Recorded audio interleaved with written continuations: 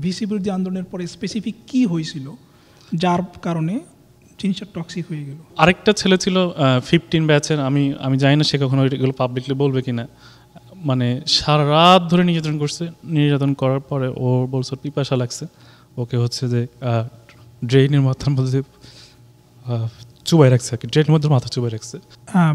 শিবির করুক অথবা না করুক, যেমন তুমি গৌতমের কথা বলছো যে সে ছাত্র ইউনিয়ন করতো এবং তাকেও মারছে, মানে শিবির করুক অথবা ছাত্র ইউনিয়ন করুক অথবা যাই অথবা কিছু না করুক, মানে nobody has a right to do this kind of violence. PhD শেষ করেছি, but sometimes I wake up at night যে হয়তো আমাকে এখন মারবে, সামথিং লাইক দ্যাট।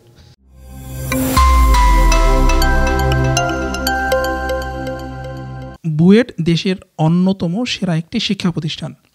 বুয়েটে পড়ার স্বপ্নে বিভোর থাকেন হাজারো শিক্ষার্থী, কিন্তু আবরার ফাহাদের হত্যাকাণ্ড দেখিয়েছে এই স্বপ্ন কত দ্রুত দুঃস্বপ্নে পরিণত হতে পারে।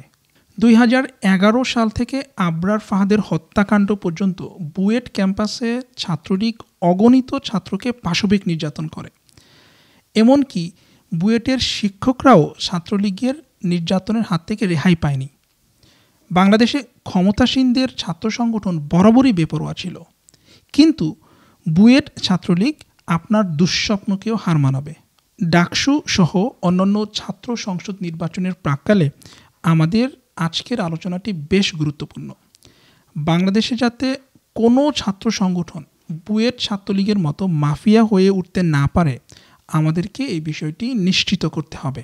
আজকের পর্বে আমরা বুয়েট ছাত্রলীগের বীভৎসতার একটি সংক্ষিপ্ত চিত্র আপনাদেরকে দেওয়ার চেষ্টা করব। এই বিষয়ে কথা বলতে আমার সাথে যোগ দিবেন ডক্টর কিম ইকবাল। ইকবাল আমেরিকার একটি বিশ্ববিদ্যালয় থেকে সদ্য পিএইচডি শেষ করেছেন। ইকবাল বুয়েটের 11 ব্যাচের ছাত্র এবং ছাত্রলীগের অনেক পাশবিক নির্যাতনের সাক্ষী। দুর্ভাগ্যজনকভাবে ইকবাল নিজেও ছাত্রলীগের বীভৎসতার শিকার হয়েছেন। তাহলে চলুন শুরু করা যাক।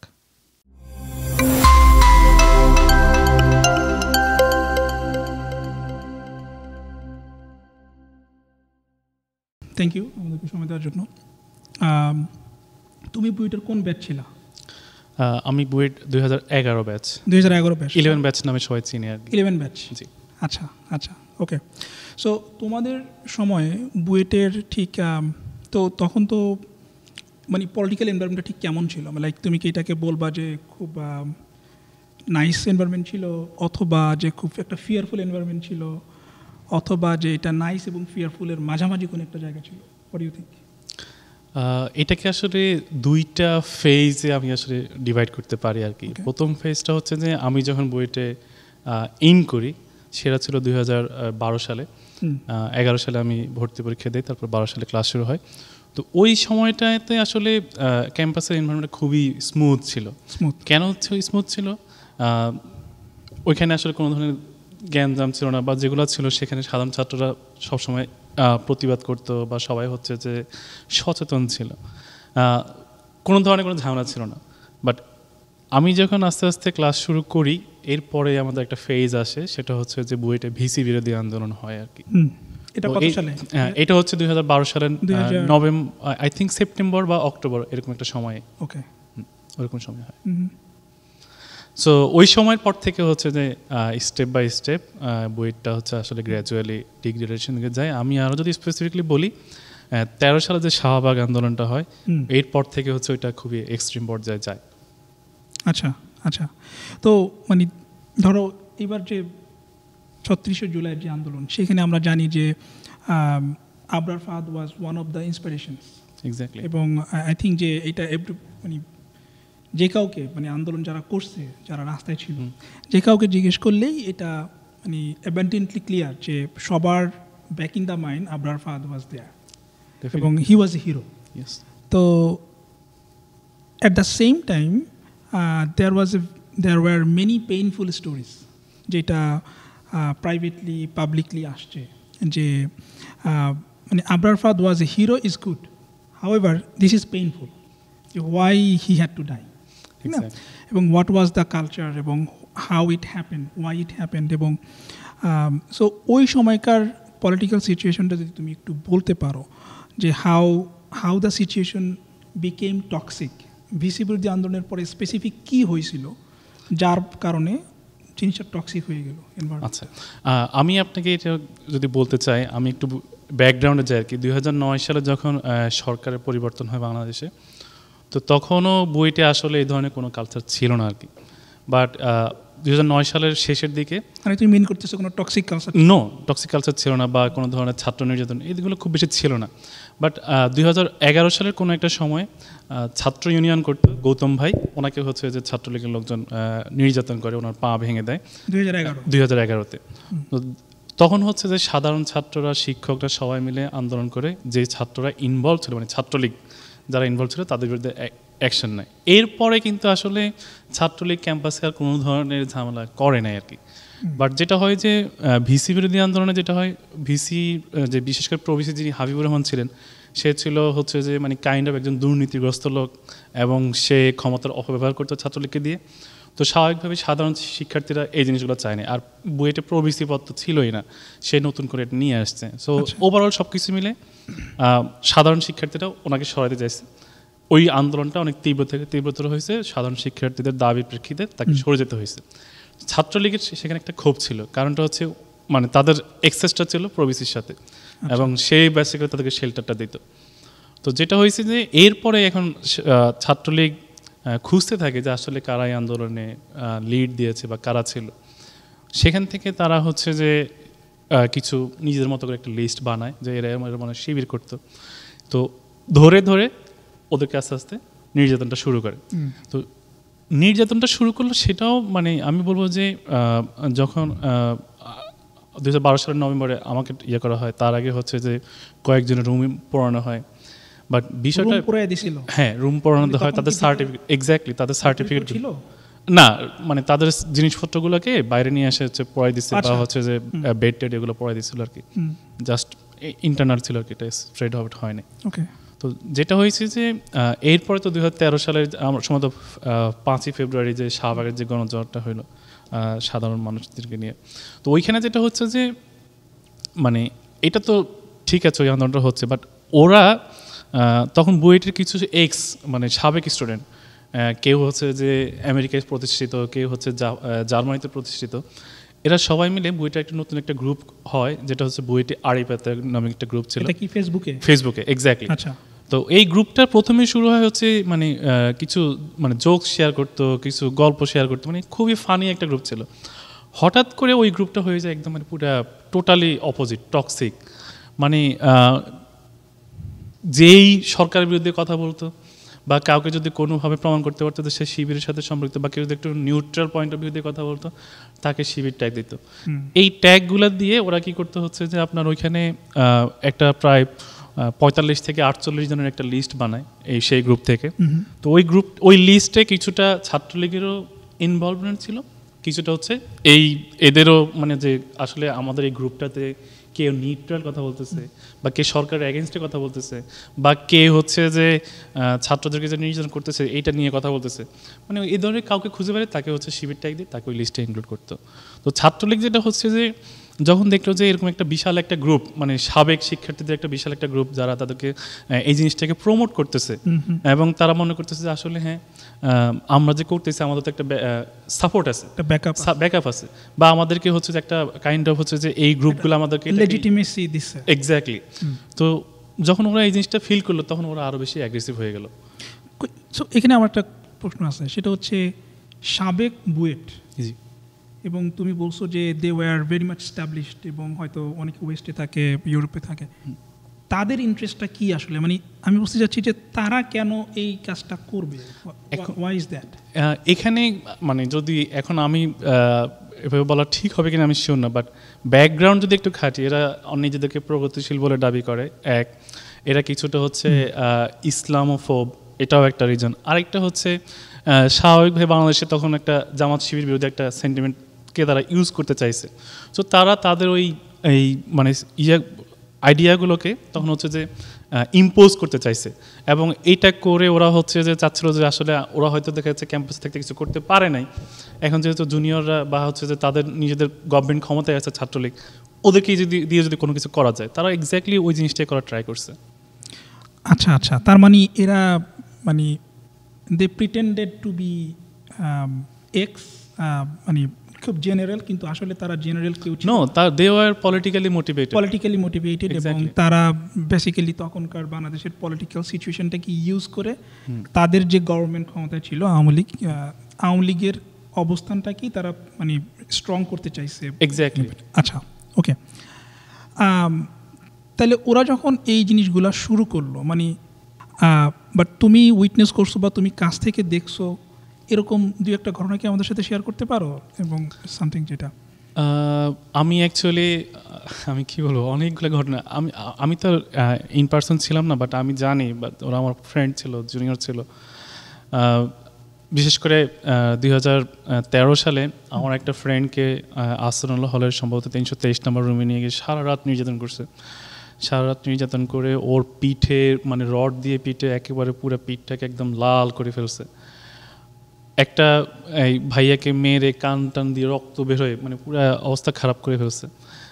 এরপরে আপনারা জানেন যে মানে হয়তো দেখছেন আমাদের বইটা একজন সালাম দিত, সেটাকে কেন্দ্র করেও হচ্ছে যে তাকে মারে তার হাতটা ভেঙে দিছে। সালাম দেয়া মানে এটা একটু বলো তো। মানে এটা হচ্ছে যে মানে তখন একটা নিউজ হয়েছিল যে তানজিল ভাই উনি হচ্ছে যে সবাইকে সালাম দিত আর কি। তো ছাত্রলীগ হচ্ছে মনে করছে এই যদি সালাম দিচ্ছে তার মানে হয়তো শিবির করে, সেখান থেকে তাকে সন্দেহ করে এরপরে ওনাকে অনেক নির্যাতন করে। তো এটা ছিল। আর আমি মানে এরপরে যেটা হয়েছে মানে ওরা তো আস্তে আস্তে যখন লেজিটিমেসি পাইছে, কেউ কোনো প্রতিবাদ করতেছে না, সাধারণ ছাত্ররা কিছু বলতেছে না, তখন ওরা মানে খুবই এক্সট্রিম পর্যায়ে চলে গেছে। আমার একটা জুনিয়রের কথা বলতে পারি, আমার মনে আছে ওকে হচ্ছে যে বস্তার ভিতরে ভরে। এটা কত সালে? এটা সম্ভবত 2014 সালে। 2014 তখন ইলেকশনটা হয়ে গেছে আই থিঙ্ক। হ্যাঁ হ্যাঁ, এক্স্যাক্টলি। ইলেকশনের পর তো ওরা আরো মানে ব্যাপার হয়ে গেছে আর কি। তো ওকে হচ্ছে যে বস্তার ভিতরে মানে ঢুকিয়ে লোহার রড দিয়ে পিটতেছিল। আপনি বুঝতেছেন কিনা ওর মাথায় কোথায়, পা কোথায়, ইট ওয়াজ নট নোন, কন্টিনিউয়াসলি পিটছে। আরেকটা ছেলেকে এটা একটু ফলো আপ কোশ্চেন করি, তখন এটা কোথায় করছে? এটা কি কোন হলের মধ্যে করছে না? হ্যাঁ হ্যাঁ, এটা হচ্ছে যে ছাত্রলীগের কিছু ডেজিগনেটেড রুম ছিল, কিছু ডেজিগনেটেড প্লেস ছিল। একটা হচ্ছে যে জিমনেশিয়ামের পেছনে, তারপর হচ্ছে ক্যাফেটেরিয়ার পেছনে, এরপর হচ্ছে তখন তিতুমির হলের সামনে একটা কনস্ট্রাকশন হচ্ছিল, সেখানে একটা রুম ছিল। সেখানে বিশেষ করে আউলার কয়েকটা মানে আহসানুল্লাহ হলের কয়েকটা রুম ছিল ওই রুমগুলোতে। তার মানে ওদের কিছু ডেজিগনেটেড টর্চার সেল ছিল এক্স্যাক্টলি, যেসব জায়গায় ওরা এই কাজগুলো। এক্স্যাক্টলি। আচ্ছা হ্যাঁ, সরি আমি তুমি ইন্টারাপ্ট করছি, এরপরে তুমি বলতেছিলে। হ্যাঁ হ্যাঁ, মানে তো আরেকটা ছেলে ছিল 15 ব্যাচের, আমি জানি না সে কখনো এগুলো পাবলিকলি বলবে কিনা, মানে সারা রাত ধরে নির্যাতন করার পরে ওর বলছে পিপাসা লাগছে, ওকে হচ্ছে যে ড্রেনের মাথার মধ্যে চুবাই রাখছে আর কি, ড্রেনের মধ্যে মাথা চুবাই রাখছে। So that was most like painful scenario. এরপরে একটা জুনিয়র ছিল MMA ডিপার্টমেন্টের 15 ব্যাচে, ওকেও হচ্ছে যে আপনার মানে মারতে প্রায় কাইন্ড অফ আধমরা। ও তখন মানে আমাদের DSW স্যারকে বলছে আমাকে একটু উদ্ধার করেন, তারাও কেউ আগে আসে নাই। ওইখান থেকে এরপরে ওকে মানে হাসপাতালে নিয়ে গেছিলো। বাট ওই ছেলেটাও খুবই মানে হ্যাংলা পাতলা, খুবই ভালো ছেলে ছিল, বাট অনেক পরিমাণ টর্চার তাকে শিকার হইতে হয়েছে আর কি। এরপরে হচ্ছে যে আমার আরেকটা ফ্রেন্ড ছিল 11 ব্যাচে, সে শেষ করবে মানে ঠিক ওই সময়ে। ওই ছেলেটা খুবই হ্যাংলা পাতলা, মানে বুয়েট লাইফে কেউ বলতে পারবে না এই ছেলেটা কারোর সাথে মানে উঁচু স্বরে কথা বলছে, এরকম কোনো রেকর্ড নেই।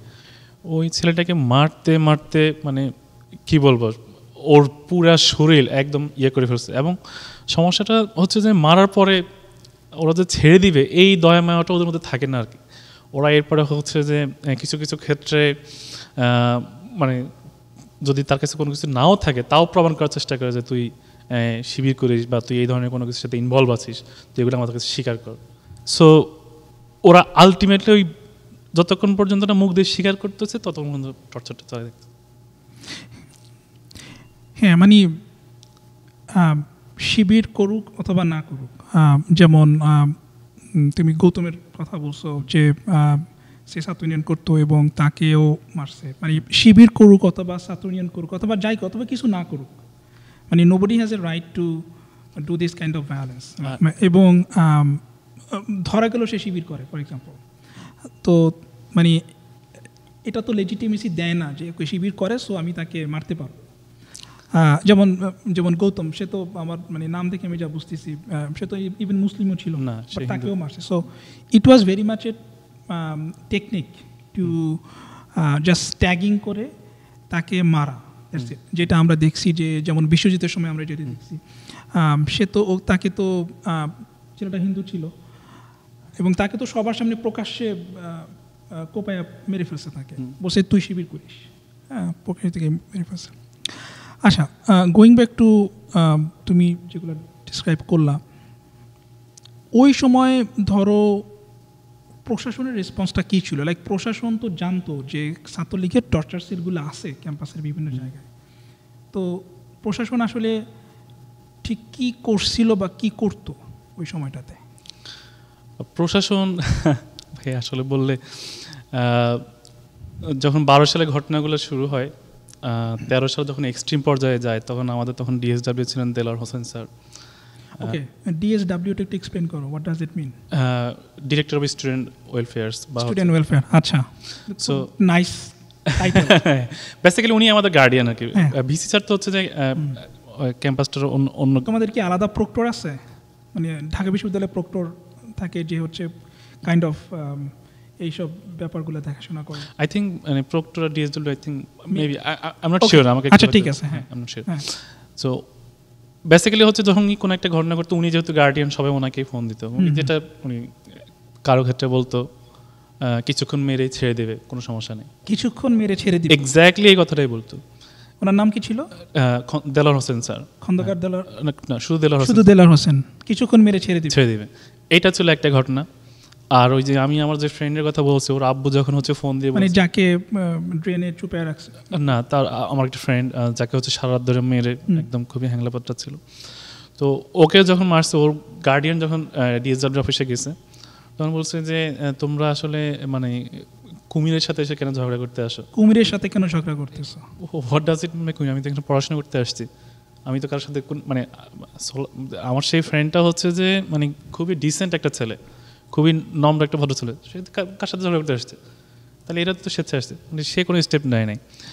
আর এরপরের যারা ছিল, মিজানুর রহমান স্যার বা সত্যপ্রসাদ স্যার, যিনি পরবর্তীতে হচ্ছে যে ভিসি হয়েছে, উনি আগে ডিএসডব্লিউ ছিল। হ্যাঁ, দেলোয়ার হোসেন স্যার প্রথমে ডিএসডব্লিউ ছিল, এরপরে হচ্ছে যে মিজানুর রহমান স্যার, সত্যপ্রসাদ, এবং পরে তো সে ভিসি হয়। হ্যাঁ, সে পরে ভিসি। মানে সত্যপ্রসাদের সামনে ওই যে আমি যে 15 বয়সের যে ছেলেটার কথা বললাম, মানে ওকে মেরে বলছে স্যার আমাকে এখান থেকে নিয়ে যান। তখন ছাত্রলীগের যে সেক্রেটারি রাসেল, যে এখন আবরারের হত্যার আসামি কারাগারে, সে বলতেছে স্যার এটা ছোটখাটো একটা বিষয়, আমরা হ্যান্ডেল করতেছি, আপনি চলে যান। তার পাশে দাঁড়ানো অন্যান্য শিক্ষকরা বলতেছে স্যার এই ছেলেটাকে উদ্ধার করে নিয়ে যান। সে বলছে আচ্ছা ঠিক আছে, তো বলছে ওরা একটা ছোটখাটো বিষয় ওরা হ্যান্ডেল করবে, তো ওরা হ্যান্ডেল করুক। উনি গাড়িটা বন্ধ করে চলে গেল, মানে কোনো রেসপন্সিবিলিটি দেখাইল না। সো এবং শুধু এইটা না, আমার মনে আছে 2014 সালে যখন আমি আমার ওই সময়টার কথা যদি মনে করি, প্রায় 43 জন স্টুডেন্টকে ওরা এভাবে নির্যাতন করছে ছাত্রলীগ। কারো হাত ভেঙে দিছে, কারো পা ভেঙে দিছে, কাউকে হচ্ছে যে ক্যাম্পাসে আসতে দিত না, কারো কাছে হচ্ছে যে চাঁদা চাইতো যে তুই ক্লাসে আসলে টাকা দিতে হবে। আমার একটা ফ্রেন্ড যে মানে বুয়েট কমপ্লিটই করতে পারে না, তাকে হচ্ছে বুয়েট ছেড়ে চলে যেতে হয়েছে, সে মালয়েশিয়াকে তার পড়াশোনা শেষ করতে হয়েছে। মানে ওই সময়টাতেও মানে আমরা প্রায় 42 জনের একটা লিস্ট নিয়ে ডিএসডব্লিউর কাছে একটা লিখিত দিয়ে আসছিলাম যে স্যার দেখেন ক্যাম্পাসের পরিস্থিতি ভালো না, আপনারা কোনো একটা স্টেপ নেই। এই লোক কোনো স্টেপ নেয় নাই। অনলি আমাদের ওই সময় একদম, তখন ডিএসডব্লিউ কি সাইফুল স্যার না? না, তখন দেলোয়ার হোসেন স্যার। দেলোয়ার হোসেন স্যার তখন। ওকে, আমার সময় most of the কেজেস Delwar Hossain sir ছিল, শেষের দিকে হচ্ছে সত্যপ্রসাদ স্যার আসছে আর কি। ওকে, তো যেটা হয়েছে যে তখন খালেদা একটা ম্যাম ছিল আমাদের ভিসি, উনি আবার একটু খুবই স্ট্রং, আমরা ওনাকে আয়রন লেগে বলতাম, মনে হয় প্রথম ফিমেল ভিসি ছিল। উনি খুবই মানে ওনার কাছে আমরা সবাই ছিলাম ছাত্র, forget about everything, car ideology কি, কার পলিটিক্যাল কি, ইট ডাজন্ট ম্যাটার, সবাই ছাত্র, এখানে পড়াশোনা করতে আসছে সবাই। সো উনি হচ্ছে যে আমাদেরকে চেষ্টা করতো যে, বা যারা ধরনের নির্যাতনের শিকার হতো বা যারা করতো সবার বিরুদ্ধে উনি কারো পক্ষে কারো বিপক্ষে স্ট্যান্ড নিতে, যাতে ক্যাম্পাসটা শান্ত থাকে। সো ওই সময়টাতে একটু পরিবেশটা ভালো ছিল, বাট ইট ওয়াজ অ্যারাউন্ড 2014 শেষে 2014 পর্যন্ত। আচ্ছা, বাট উনি এরপরে হচ্ছে যে উনি যেহেতু মারা যান, তো এরপরে হচ্ছে যে নতুন ভিসি স্যার আসেন, সম্ভবত সাইফুল স্যার। ও আচ্ছা, তারা সবাই প্রথমে ডিএসডব্লিউ ছিল, লাইক সাইফুল স্যার ছিল, এরপরে সে হ্যাঁ মানে কাইন্ড অফ সে প্রমোশন পাইলো আর কি, রাইট?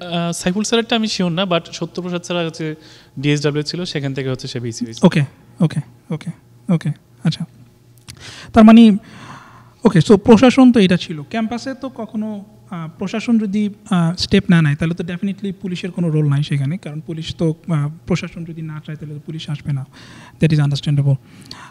হাউ অ্যাবাউট ধরো যে আদার পলিটিক্যাল অর্গানাইজেশনগুলো, ধরো ক্যাম্পাসে যে বাম অর্গানাইজেশনগুলো ছিল বা আদার যে অর্গানাইজেশনগুলো ছিল, আদার যে পলিটিক্যাল অর্গানাইজেশনগুলো ছিল, তারা কি এইসব প্রোটেস্টের এগেনস্টে কোনো মানে এইসব অপারেশনের এগেনস্টে তারা কি কোনো ভয়েস রেজ করতো, নাকি it was like pin drop silence, যে কিছু বললে pin drop silence? First of all তখন ক্যাম্পাসে সম্ভবত ছাত্রদলের কয়েকজন ছিল, but they are not that much of active, non existent, মানে আমরা আসলে কয়েকজনকে চিনতাম, but it was not that much active. আর ছাত্র ইউনিয়ন বা হচ্ছে যে বামপন্থী যে সকল সংগঠন কয়েকজন ছিল, তো এটা তো অ্যাকচুয়ালি ওদেরই ন্যারেটিভ আর কি, যে হ্যাঁ একটা একটা শিবির ধরে ধরে ধরে জবাই কর, এগুলো তো হচ্ছে অ্যাকচুয়ালি এদের ছাত্রলীগের এদের সবার সম্মিলিত স্লোগান। সো ওরা তো কাইন্ড অফ চুপ থাকবে, which is very normal. But যে বিষয়টা মানে সবচাইতে বেশি আমার কাছে, আমি এখনও মাঝে মাঝে চিন্তা করি, সেটা হচ্ছে যে আসলে ওই সময়ে কিছু মানে সাধারণ ছাত্ররা তো এই বিষয়গুলো মানে অনেকেই জানতো, বাট যেই হচ্ছে এটা নিয়ে মুখ খুলতে চাইতো, ওই যে বইটির আরিপেতা গ্রুপে, সেখানে যারা এই যে এক্স, তারপরে হচ্ছে যে মানে এরকম আমি কয়জনের কথা বলবো, রিসেন্টলি হচ্ছে যে আমি অনেকদিন চিন্তামও না, রিসেন্টলি আমার দেশ ওদেরকে নিয়ে নিউজ করছে যে আসলে আবরার ফাহাদ হত্যায় যে শাহবাগের চেতনায় এরা সবাই ইনভলভ ছিল, সেখানে দেখলাম যে আরে আমি যাকেই দেখি এই সবাই এরা সবাই হচ্ছে যে বিভিন্ন জায়গায় বিখ্যাত, মানে ফেমাস, বাট দে আর যখন তাদের সেই পোস্টগুলো বা কমেন্টগুলো দেখি, মানে ওরা জাস্ট হচ্ছে যে ছাত্রলীগকে মানে ছাত্রলীগ অলরেডি রেডি হয়েছিল, এরা জাস্ট এর পেছনে আরও উৎসাহ দিচ্ছে যে যা তোরা গিয়ে মার, কাইন্ড অফ এরকম ছিল বিষয়টা। রিপোর্ট প্রথম আমার দেশ রিপোর্ট করার পরে সেটার রিয়াকশনটা কি হলো? সেটা রিয়াকশন তো হচ্ছে যে মানে কি বলবো, ওরা যে যারা ইনভলভ ছিল বা যাদেরকে নিয়ে রিপোর্টটা হয়েছে, আমি এখন পর্যন্ত শিওর না, বাট অনেকেই হচ্ছে যে তাদের মানে কার্যকলাপ নিয়ে হচ্ছে যে একটু সরে পড়ছে বা একটা ইনঅ্যাক্টিভ আছে গ্রুপে, বা কেউ হচ্ছে লিভ দিয়ে দিচ্ছে, কেউ ব্লক করে ফেলছে তাদের আইডি, কিন্তু এটা তো সব দেশের বাইরে, এদেরকে নিয়ে অ্যাকচুয়ালি আমি জানি না বুয়েট প্রশাসন কিংবা অন্য কেউ আসলে এদের বিরুদ্ধে স্টেপ নিবে কিনা, but they were criminal in a sense যে ওরা অ্যাকচুয়ালি গ্রাউন্ডটা তৈরি করছে, ওরা গ্রাউন্ডটা তৈরি করার কারণে কেউই তো আসলে আর মানে ওই যে গ্রুপে গিয়ে বলবে যে আচ্ছা আজকে এই ছেলেটাকে মারতেছে, কেউ একটু যায় লেটস ডু, কেউ আগানোর সুযোগ পায় না ভাই। আচ্ছা আচ্ছা, তাইলে ওকে, তার মানে হচ্ছে যে ক্যাম্পাসে তখন একটা মানে ভেরি মাচ কি বলবো, এটা একটা কালচার ছিল, culture of fear, exactly fear, যে কেউ মুখ খোলার সাহস পাইতো না, এবং অন্যান্য পলিটিক্যাল অর্গানাইজেশন যারা ছিল তারাও সাইলেন্ট ছিল, এবং বুয়েটের প্রশাসন অ্যাজ ইউ সেড যে they were fully on board with this things. Okay, তুমি যে ইয়েটার কথা বললা, মানে বুয়েটের তাহলে তোমাদের সিনিয়র জুনিয়র আরও যারা ছিল, জুনিয়ররা তো জুনিয়র, সিনিয়র যারা ছিল, মানে I don't know the BUET culture, so যখন একটা জুনিয়রদেরকে এভাবে মারতেছে ধরতেছে, তখন হাউ দোজ পিপল রিয়াক্টেড, মানে তাদের আসলে কি, মানে তারা কি প্রাইভেটলিও তার কি কনসার্ন প্রকাশ করতো, নাকি দে জাস্ট থট ওকে এরকম ঘটনা ঘটবে, ইটস নর্মাল স্যাড, মানে ইট ওয়াজ লাইক, মানে আমি একটু বলি আর কি, সেটা হচ্ছে যে আসলে আপনারা দেখছেন আবরার ফাহাদ মারা যাওয়ার পরে ছাত্রলীগ সর্বোচ্চ পরিমাণ চেষ্টা করছে যে সামহাও প্রুভ করতে আবরার ওয়াজ এ শিবির। সো যখনই কাউকে এই ট্যাগটা দিতে পারতো বুয়েটে, এভরিবডি ওয়েন্ট টু সাইলেন্স, কেউ কোনো কথা বলতো না। For Abrar Fahad they couldn't find any link, anything, he is very general guy. এখন যেটা হয়েছে যে ওরা যেহেতু এটা প্রুভ করতে পারে, সাধারণ ছাত্র থেকে শুরু করে সবাই কিন্তু তখন আসছে, বাট যদি এটা কোনোভাবে প্রুভ করতে পারতো, আমি জানি না আসলে the reaction would might be different.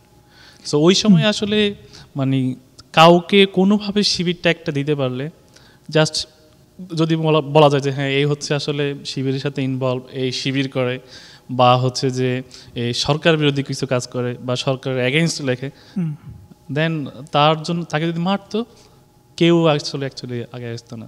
It was very very different culture. Right, এটা এটা আমি বুঝলাম, বাট আবরার ফাহাদ মারা যাওয়ার কারণে রিয়াকশনটা হয়েছে, মানে regardless weather say Shibir or not, হ্যাঁ, সে মারা যাওয়ার কারণে রিয়াকশনটা হয়েছে। হয়তো ইভেন দো আমি জানি না, মানে maybe it's a empirical question যে ও যদি শিবির হইতো তাহলে রিয়াকশনটা কেমন হইতো আসলে, but the thing is that he died এবং হি ওয়াজ কিল্ড। কিন্তু এর আগে যত ছেলেদেরকে শিবির ট্যাগ দিয়ে মারছে বুয়েটের ক্যাম্পাসে, কেউ তো মারা যায় না। So I think that made a difference যে আচ্ছা এই ছেলেটা একদম মরেই গেল, so now everybody realized যে না, something went wrong. আমি কেন এই কথাটা বলতেছি, বাট আমি আসলে নিউজটা হওয়ার আগ পর্যন্ত জানতাম না যে এরা আসলে ইনভলভ ছিল সামহাউ, বাট পরে জানলাম যে এরা সবাই মানে এদের অনেকেই হচ্ছে পরবর্তীতে এসে হচ্ছে যে ওপেনলি ক্ষমা চাইছে। বিশেষ করে বইটা একজন শিক্ষককে নির্যাতন করা হয়েছে, জাহাঙ্গীর স্যারকে, এটা তো আপনারা সম্ভবত শুনেছেন।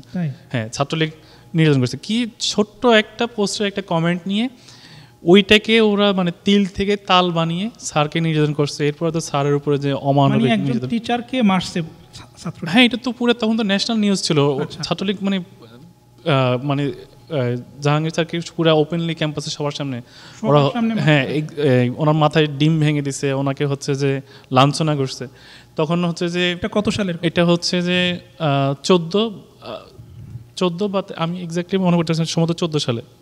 বুয়েট আবরার মারা যাওয়ার পরে বুয়েটের যে সাধারণ শিক্ষার্থী যারা মুখ খুলতে পারতেছিল না, যারা এতদিন থেকে চুপ ছিল, ওরা হঠাৎ করে সবাই মুখ খোলা শুরু করছে, বলছে অ্যাকচুয়ালি এই টক্সিক গ্রুপের কারণেই বুয়েটের পরিবেশটা এত টক্সিসিটি হয়ে গেছে, এত পরিমাণ মানে নির্যাতনের একটা আখড়া হয়ে গেছে। যদি এই গ্রুপটা থেকে লেজিটিমেসি দেওয়া না হইতো, এই গ্রুপটা থেকে যদি সাপোর্টটা দেওয়া না হইতো, তাই ছাত্রলীগ অ্যাকচুয়ালি এই সাহসটা পাইতো না। আমার যত ধারণা বা আমি যত কিছু কিছু ক্ষেত্রে শুনেছি এরকম যে ওই গ্রুপগুলোর সাথে ছাত্রলীগের একটা কানেকশনও ছিল। ওরা কাইন্ড অফ টার্গেটেডও ইয়ে করতো যে আচ্ছা হ্যাঁ আমরা হয়তো একে ইয়ে করতে যাব, দেন ওদের সাথে কানেক্টেড হয়ে ওই গ্রুপের যারা অ্যাডমিন, ওই গ্রুপের অ্যাডমিন বলবো না, মানে ওইখানে কিছু 30 থেকে 40 জন একটা গ্রুপ ছিল বিভিন্ন ব্যাচের, যারা ওই আইডিওলজিটাকে বিলং করতো, ওরা আর কি। ওদের সাথে হচ্ছে যে ছাত্রলীগের হয়তো কয়েকজনের কানেকশন ছিল। তারপর ছাত্রলীগ হয়তো দেখা যাচ্ছে যে টার্গেটেড করে ওদেরকে দিয়ে ওকে ফ্রেমিং করা দিত, তারপরে হচ্ছে মারতো। এখন যখন ওকে অলরেডি ফ্রেমিং করা হয়ে গেছে, মানে হচ্ছে ওকে এখন মারার জন্য সোশ্যাল একটা লেজিটিমেসি তৈরি হয়ে গেছে। এখন ছাত্রলীগ হচ্ছে মারলে কেউ আর কথা বলতো না। It was like that. আচ্ছা, তো তুমি যাদেরকে পার্সোনালি চিনো অথবা যাদের ব্যাপারে জানো, যারা এই ধরনের হরিফিক নির্যাতনের শিকার হয়েছে, তাদের এখনকার সিচুয়েশনটা কেমন আসলে? কয়জনকে তুমি চিনো, মানে ডিড দে রিকভার, এবং তারা এরপরে মানে হোয়াট ইজ দেয়ার সিচুয়েশন নাও? এইটা আসলে ভাইয়া মানে বলাটা একটু ডিফিকাল্ট হবে, কারণ আমার অনেকের সাথে এই মুহূর্তে যোগাযোগও নেই, but they are trying to recover because it's a very very much mental trauma. এটা আসলে আপনি যদি আমার কথায় জিজ্ঞেস করেন, আমি পিএইচডি শেষ করেছি, but sometimes I wake up at night যে হয়তো আমাকে এখন মারবে, something like that. So it will stay I think for a long time. But আমার যে ফ্রেন্ডটা বই শেষ করতে পারে নাই, তার তো একটা স্বপ্ন ছিল, সেই স্বপ্নটা নাই হয়ে গেল, এটা তো আসলে কখনোভাবে রিকভার করা যাবে না। আমার যেই জুনিয়রটার কথা বলছি, আই থিঙ্ক মানে ও মাঝে মাঝে বলে ভাই আমি কীভাবে সার্ভাইভ করেছি, আই ডোন্ট নো। তো তুমি বুয়েট থেকে বের হয়ে গেলা কত সালে? আমি বের হয়েছি 2017 সালে। 17 সালে। তখনকার সিচুয়েশনটা মানে ঠিক এরকমই ছিল, মানে it was continuing this exactly it was getting worst. এটা মানে এটা হচ্ছে যে তখন মানে যাকে ইচ্ছে তাকে মারতো, কেউ কোনো কথা বলতো না, কেউ কোনো প্রতিবাদ করতো না, এবং বিশেষ করে জিমনেশিয়াম আর ক্যাফেটেরিয়ার পিছনে নিয়ে মানে ইচ্ছা মতো মারতো। আমার একটা মনে আছে একটা ভাইয়াকে 04 ব্যাচের সম্ভবত সিরাজ ভাই, ওনাকে মেরে হচ্ছে ওনার দুইটা পাই একদম ভেঙে দিছে আর কি, উনি দাঁড়াইতে পারতো না। আমি অন্য অঙ্গের কথা নাই বললাম, ওনার পা একদম নাই করে দিছে। মাঝখানে ওরা হচ্ছে লোহার রড দিয়ে পিটে। এটা কি সবার সামনেই করছে? না, সবার সামনে না। ওরা টর্চারগুলো সবার সামনে করতো না। ওরা হচ্ছে যে ওদের যে টর্চার সেলগুলো ছিল সেখানে নিয়ে যেত।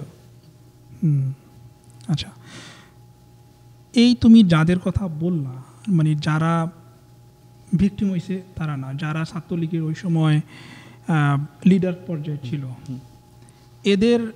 এদের এখন কি অবস্থা? এদের মধ্যে একটাকে হয়তো আপনারা সবাই চিনতে পারেন। একটা হচ্ছে যে সিআরআই এর আওয়ামী লীগের যে সিআরআই ছিল, central for research and information সম্ভবত, সেখানে যে তন্ময় আহমেদ, যে হচ্ছে গুজবের আখড়া বা মানে সবসময় গুজব ছড়াইতো, সে তো এখন পলাতক সম্ভবত। এরপরে আরেকটা ছিল হচ্ছে আমিনুল হক পলাশ, কুখ্যাত, সে হচ্ছে কলকাতার অ্যাম্বাসেডর ছিল এনএসআই, এখন সে লন্ডনে পলাতক। তারপরে হচ্ছে আপনার মানে একটা মোস্ট মানে গ্রুপ অফ পিপল, ওরা তো আবরারের হত্যার আসামি, ওরা তো এখন ভেতরে অপেক্ষা করতেছে ফাঁসির জন্য। আমি চাই যে ওদের একটা দৃষ্টান্তমূলক শাস্তি হোক, কারণ আসলে মানুষ তো আসলে জানতো না আসলে বইটা কি হচ্ছে, বাট এরা কতটা এক্সট্রিম পর্যায়ে গেলে একটা ছেলে মারা পর্যন্ত যায়। সো ওদের একটা দৃষ্টান্তমূলক শাস্তি হওয়া উচিত। অবশ্যই। এনিথিং যেটা তুমি অ্যাড করতে চাও আমরা শেষ করার আগে? আমি বলবো যে আসলে আমরা বাংলাদেশের প্রত্যেকটা সরকারি ইউনিভার্সিটিতে আসলে যে সকল ছেলে মেয়ে যায়, কিছু কিছু ক্ষেত্রে হচ্ছে বাপ মা আসলে স্টাবলিশ থাকে, তাদের জন্য আসলে যে কোনো ধরনের পড়াশোনা করাটা, এফোর্ড করাটা ইজি।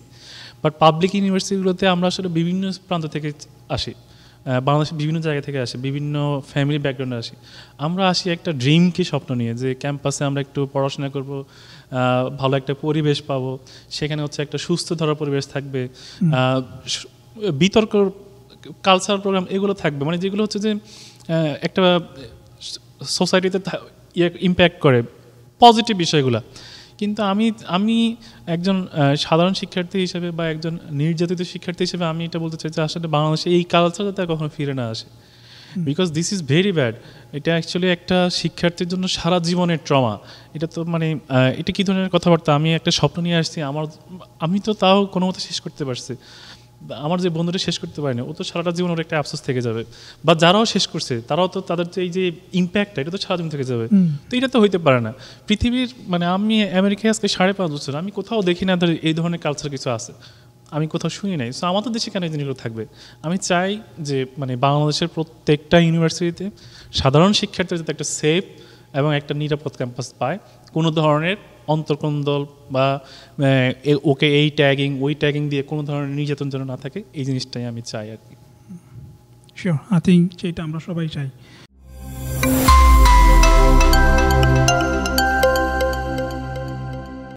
আমাদের পরবর্তী পর্বে আমরা ইকবালের উপর বুয়েট ছাত্রলীগের বীভৎস নির্যাতনের ঘটনাটি জানব। ঘটনাটি অত্যন্ত হৃদয় বিদারক এবং মর্মস্পর্শী। আমরা বোঝার চেষ্টা করব ইকবালের উপরে নির্যাতনের সময় বুয়েট প্রশাসন, অন্যান্য ছাত্র সংগঠন এবং সাধারণ ছাত্রছাত্রীদের ভূমিকা আসলে কী ছিল। দেখার আমন্ত্রণ রইল।